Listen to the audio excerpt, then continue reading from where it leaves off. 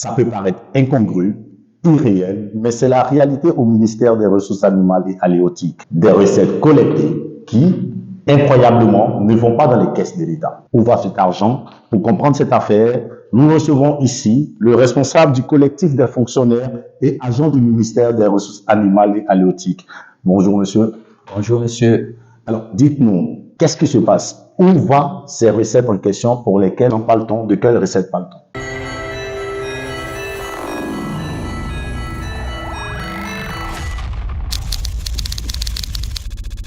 Où vont les recettes du ministère des Ressources animales et halieutiques? Ça serait difficile de répondre parce que la logique voudrait qu'il y ait une régie, n'est-ce pas, auprès du ministère des Ressources animales et halieutiques qui encaisse normalement ces recettes. Malheureusement, ces recettes ne vont pas dans les caisses de l'État. Où ça va, je ne saurais vous répondre parce que ce que je sais, c'est qu'il y a des activités qui sont menées sur le terrain. Malheureusement, ces recettes-là sont récoltées de façon disparate. Quelle est la méthodologie des récoltes? Aucune visibilité, aucune disposition réglementaire pour récolter ces recettes. Donc, pour nous, ces recettes ne vont nulle part. Et donc, je ne peux pas vous dire où vont les recettes. Mais ce que je sais, c'est que les recettes ne vont pas dans les budgets de l'État. Vous voulez dire que le ministère des Ressources animales et halieutiques n'a pas de régie? Il faut dire que la régie qui est créée est juste pour quelques activités. C'est vrai, au niveau du ministère, il y a quelques activités qu'on appelle par exemple les licences de pêche. Et ce sont ces petites recettes-là que nous, on appelle les semblants de régie. Et c'est là-bas. Mais en réalité, la grande partie de ces recettes-là, il n'y a pas de régie. C'est grave. C'est grave. Il n'y a pas de régie. Cette régie dont je parle, aujourd'hui, si on vous montre l'état des recettes qui vont dans cette régie, ça ne représente rien par rapport à ce que le ministère produit. À la limite, des traces, parce que ça ne vaut même pas 1% pour dire qu'il faut parler de pourcentage. 1%. J'ai dit ça ne vaut pas 1% de ce qui va dans la régie. Est-ce que vous pouvez par exemple nous énumérer certaines de ces recettes les plus importantes ou les secteurs qui engagent beaucoup d'argent? Il faut dire qu'au niveau du ministère des Ressources animales et halieutiques, nos activités sont par secteur d'activité. Il y a ce qu'on appelle la pêche. Et au niveau de la pêche, il y a la pêche artisanale, c'est-à-dire la pêche qui se pratique sur la lagune ou tout ça. Et là-bas, il y a des recettes. Les recettes, c'est quoi? Il y a les licences. Mais il y a combien de licences qui sont déclarées? Et pourtant, tous ces acteurs-là payent les licences. Mais ça va où? Aujourd'hui, allez à la régie. On va vous parler de 100, 200, 300 personnes. Alors que il y a plus de 2000, 4000 personnes qui prennent ces licences-là régulièrement chaque année. Ça, c'est au niveau de la pêche artisanale. Mais la grande partie, c'est au niveau de la pêche industrielle, où il y a les grands bateaux, il y a les grands navires. Vous savez que la Côte d'Ivoire est le premier port tonnier. Mais ces accords de pêche-là, personne ne sait réellement ça coûte combien. Non. Non.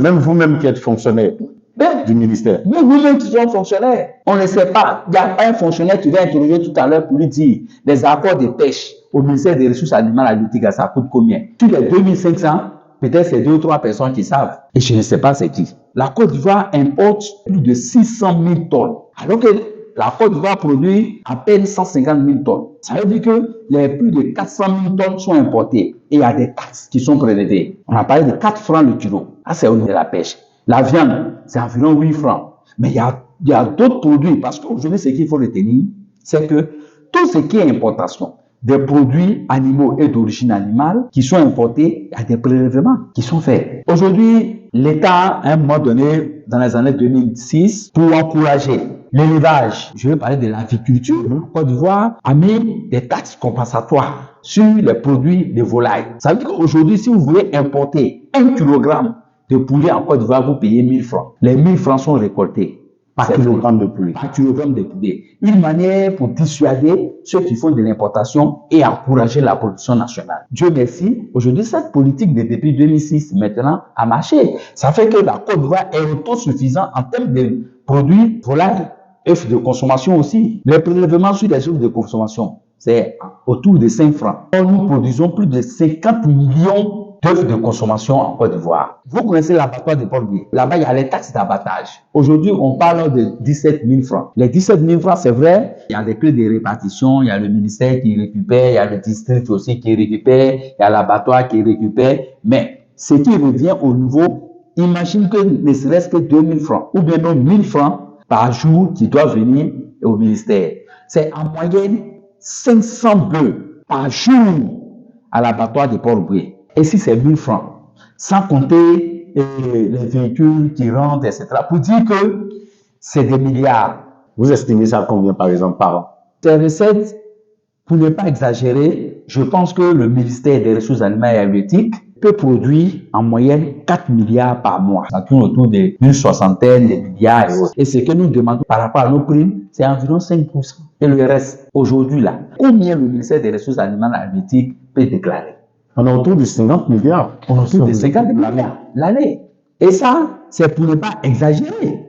Sinon, si les dispositions sont réunies, parce que ce que nous revendiquons, d'abord, nous voulons que le ministère essaie de mettre un peu d'ordre dans ce que nous faisons. Moi, je viens des Yéna, précisément de Manfla. Aujourd'hui, si tu vas dans mon village et que tu trouves un technicien du ministère des Ressources animales et halieutiques en train de faire une inspection peut-être dans une boutique, puisque nous sommes autorisés à aller dans la boutique, contrôler tout ce qui est denrée animale d'origine animale, pour voir est-ce que ces produits-là sont propres à la consommation. Le prix qui sera fixé là-bas est différent de ce prix qui est fixé à Gagnoua, à Daloa, à Issia. Pourquoi? Parce qu'il n'y a pas de test qui définit clairement le montant de façon uniforme. De sorte que, on va dire, l'inspection dans les boutiques coûte tant de telle taille à telle taille. Mais il n'y a aucun test au ministère qui définit de façon homogène les taxes des activités que nous menons. Excusez-moi. Oui, mais au moins qu'il y a un peu de tests qui régissent le ministère des Ressources animales et halieutiques. Parce que déjà, on n'a pas de traces sur la régie, Oui. donc les finances. Et vous nous dites même dans la fixation des prix, dans les méthodes de travail, vous n'avez pas de visibilité sur les textes. Il n'y en a pas. Et c'est ce que nous revendiquons. On parle bien de la Côte d'Ivoire, État de droit. Je parle de la Côte d'Ivoire, le pays du président Excellence, M. Alassane Ouattara. J'ai dit qu'aujourd'hui, au ministère des Ressources animales et halieutiques, d'abord, il y a des lois. Il y a la loi sur l'inspection qui dit que les redevances sur les inspections sont payées par l'opérateur. Malheureusement, il n'y a pas de texte qui fixe de façon homogène ici en Côte d'Ivoire les prix de ces activités. Et c'est ce que nous revendiquons toujours. Parce que ce que nous demandons, il ne faudrait pas que les gens pensent que nous sommes des ventes à guerre. On veut d'abord, dans un premier temps, que l'État met un peu d'ordre dans le travail que nous faisons. Parce qu'aujourd'hui, je vous ai parlé de taxes d'abattage tout à l'heure. Quand vous allez sortir, appelez Gagnoua. Taxe d'abattage au niveau de Gagnoua, ils vont vous donner un prix. Appelez Abouaké, ils vont donner un autre prix. Et appelez Soubri, ils vont donner, c'est le même bœuf. Une véritable anarchie. Il n'y a pas de texte. Rien n'est organisé. Dans un environnement pareil, comment vous arrivez à travailler pour que les Ivoiriens puissent bien manger, etc. Nous prêtons serment, ce qui fait de nous des officiers de la police judiciaire. À cet effet, nous avons l'obligation de contrôler et de nous assurer que les produits animaux et d'origine animale que les Ivoiriens consomment, il n'y a pas de problème. Ça, il n'y a pas de souci. Mais là où il y a les problèmes, vous voyez, quelqu'un qui n'a pas les moyens, à un moment donné, il s'épuise. Et il peut être tenté de céder peut-être à des choses. On parle souvent de corruption et autres. Qu'est-ce qui envoie les histoires de corruption? C'est la précarité. Aujourd'hui, là, tu as des enfants, tu vas à l'école, tu as un mauvais salaire. À la fonction publique, quand tu n'as pas de prix, tu n'as pas d'indemnité, mon ami, on sait comment tu vis. Aujourd'hui, les maisons coûtent cher. Nous produisons de l'argent et quand tu vois ce que tu produis et en retour, tu ne gagnes rien, ça frustre. Vous parlez des conditions difficiles, expliquez-nous un peu. Les acteurs de ressources, ils vont en brousse. Aucune moto, ni voiture. Quand tu vas dans les bureaux, même à peine s'ils ont un ordinateur, puisqu'ils ont le devoir de servir, donc ils sont obligés de s'endetter pour s'acheter des motos. On va avoir peut-être une moto pour une direction où il y a près de 25 agents. Qui va utiliser, qui va rester? Aller inspecter les gens. Il faut aller dans le campement. Comment ils vont partir? Aucune condition. Regarde même nos camarades à lieu et autres. Tu contrôles la pêche illicite. On voit souvent, il y a des gens qui envoient des produits avariés sur le marché. Il faut des gens qui vont contrôler. Et ces personnes-là sont sur l'eau. Ils n'ont aucun équipement, aucune embarcation. Ils n'ont même pas de moyens. Alors que sur l'eau-là, la même manière, il y a les braconniers. Dans la forêt, là, il y a les braconniers sur l'eau. Ils sont armés. Si tu n'as aucun moyen pour te défendre, tu fais comment? Et c'est ce que nous demandons. Si tout à l'heure, on dit qu'il y a une urgence, qu'un chien a mordu, il faut aller là-bas. Tu vas faire comment pour partir? Quand vous êtes venu là-bas, est-ce que vous avez vu des D51? Il n'y en a pas. Tu vas faire comment pour partir? Tu es obligé de voir négocier avec Yango, mais tu vas faire quoi? On va te dire qu'il n'y a pas moyen. Et comme tu as un salaire misérable, mais ce n'est pas mon salaire, je vais prendre pour aller sur le terrain. Oui. Cette précarité impacte aussi les Ivoiriens. En quoi? Expliquez-nous. Si les agents du ministère des Ressources animales et halieutiques sont mal à l'aise, mais ça va hachir. Alors, imagine quelqu'un qui va faire une inspection et il voit dans une boutique des produits qui sont avariés. On sait que souvent, il y a des opérateurs vraiment malhonnêtes qui envoient des produits contrefaçon qui sont là, qui veulent faire passer. Bon, le monsieur, il est stressé. Il regarde devant lui, il sait que là, c'est faux. Et le gars lui propose quelque chose. Bon, il sait qu'il y a la rentrée qui est là. Il peut tenter. Et imagine s'il prend cet argent et qu'il laisse passer, et puis quelqu'un vient consommer, il y a intoxication. Et donc, pour nous, plus les agents sont maltraités, plus ça va agir sur la population. Et vous allez voir qu'il y a plein de maladies qui vont sortir, des maladies humaines là. Sur 100 maladies, il y a 60 qui sont d'origine animale. Par exemple, il y a une maladie qu'on appelle brucellose. Quand un homme ou une femme contracte ça, tu ne fais pas enfant. On va traiter les sorciers, etc. Alors que tu vas mettre de la viande de bœuf quelque part où un inspecteur vétérinaire devrait détecter. Mais comme celui-là, il était stressé parce qu'on ne voit pas ça physiquement. Il n'avait pas de moyens pour y Il n'avait pas de moyens. Et il a laissé passer. Ou encore, il n'a pas eu de temps d'arriver à temps parce que souvent, il y a des gens qui font la bataille clandestine. Alors, dès qu'on la bat, ça va sur le marché. Et comme il n'a pas les moyens pour aller voir les batailles clandestins, la maladie est rentrée et on voit qu'il y a des gens qui sont stériles. Donc, logiquement, plus l'argent est maltraité, plus la population se porte mal. Concrètement, que répondent les autorités depuis que vous faites cas de cette situation qui semble invraisemblable quand même? Mais aujourd'hui, qu'est-ce que le cabinet dit? On a mis en place des comités sectoriels depuis 2019. On a identifié des recettes. Aujourd'hui, ces recettes-là, on peut évaluer à plus de 260 recettes. C'est-à-dire 260 activités où on peut récolter de l'argent. Depuis 2019, on a identifié. On a demandé qu'on prenne simplement d'abord un arrêté pour fixer. Ça va nous permettre d'être un peu crédible. Parce que quand tu vas faire une inspection, imagine qu'un opérateur qui maîtrise la loi. Je suis d'accord que je dois payer. Mais combien je dois payer? Aucun test ne me dit que je dois payer le montant que tu me dis. Donc tu es vu comme un escroc. Il y a un problème. Parce qu'aucun test ne dit que quand tu vas faire une inspection, tu dois payer 2000 francs. Mais tu dis au monsieur, bon, l'inspection paie 10 000, paie 20 000, sur quelle base? C'est des arrangements. Alors qu'une administration, on ne travaille pas dans les arrangements. Donc, s'il n'y a pas de traces, c'est pas joli à voir. Face à cette situation de revendication, de fixer les prix des activités pour avoir une trace. Puisque quand on fixe, ça veut dire que quand on récolte, ça va au trésor. Vous avez au moins des reçus, Voilà, les reçus. Non, actuellement, vous avez... Non, mais quelque chose, il n'y a pas de test. Tu as fait quel reçu? Attends, de façon pratique, là, si vous inspectez une boutique, il y a une taxe à lui fixer. Comment vous désignez? Quand vous arrivez dans une boutique, on finit de contrôler tout, on dit bon, d'abord, le fait même qu'on est venu contrôler, vous devez payer des taxes. Mais ces taxes qu'il doit payer là, le monsieur paie main à main, il n'y a pas de reçu. Puisqu'il n'y a aucun test qui dit que quand tu dois partir, tu dois payer tel montant. Bon, même si tu donnes un reçu, c'est le reçu que toi-même tu as produit. On n'est pas de l'État de Côte d'Ivoire, on n'est pas dans un bac où... J'ai dit, au ministère des Ressources animales et halieutiques, ces activités que nous menons là, il n'y a aucun test qui fixe de façon homogène les prix. Et s'il y a un arrêté, normalement l'arrêté doit définir, par exemple, les taxes sont prélevées, sont reversées dans tel point. Et il y a je vous ai dit tout à l'heure qu'il y a des semblants de régie sur certaines activités. Et ça, il y a des reçus pour ça, tel que les laisser passer, voilà, sanitaire, ça titre au trésor, ok? Et ça, quand on prélève, c'est ce qu'on va déposer. Mais ça, je vous ai dit que c'est insignifiant par rapport aux recettes que nous. Et ça, il y a des petites recettes pour ça. Il y a des reçus qui viennent du trésor. Mais à part ça, les autres activités, il n'y a pas de reçus.